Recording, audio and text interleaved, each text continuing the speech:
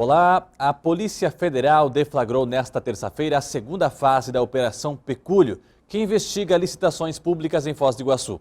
Foram presos hoje o secretário de Obras e superintendente do Fostrans, Carlos Juliano Budel, e o diretor de pavimentação do município, Aires Silva. Segundo o delegado da Polícia Federal, eles são envolvidos no esquema de pagamento e recebimento de propina.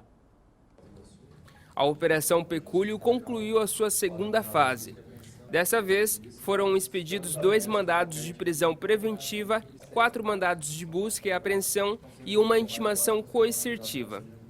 Com a análise de material e inquirições das pessoas que foram trazidas para cá, a gente conseguiu material suficiente para fazer a solicitação, né, para a Justiça Federal de prisão dessas pessoas.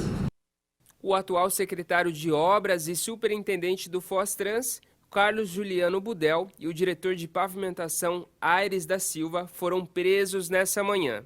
Um empresário da região cumpriu mandado de condução coercitiva, quando é obrigado a depor.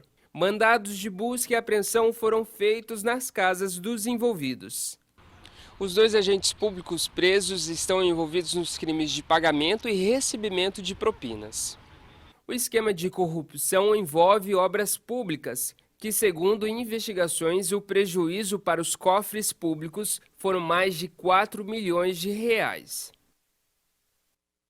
Em nota, a Prefeitura de Foz informou que o secretário de Obras e superintendente do Fostrans, Carlos Juliano Budel, e o diretor de pavimentação, Aires Silva, já foram exonerados e que a administração irá tomar as medidas internas para apurar os fatos.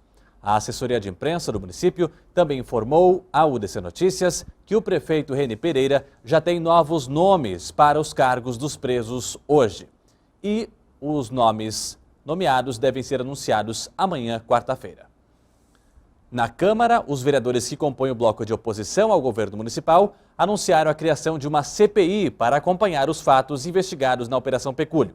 Segundo eles, a intenção é levantar informações que possam colaborar com as investigações da Polícia Federal. O pedido de abertura da CPI está sendo apresentado neste momento na Câmara.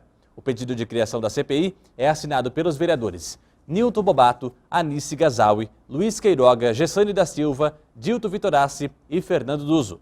Para o vereador Hermógenes de Oliveira, ele disse que os fatos já estão sendo investigados pela Justiça e criar a nova CPI seria, abre aspas, chover no molhado, fecha aspas. A nossa equipe está acompanhando e todos os detalhes você acompanha na próxima edição.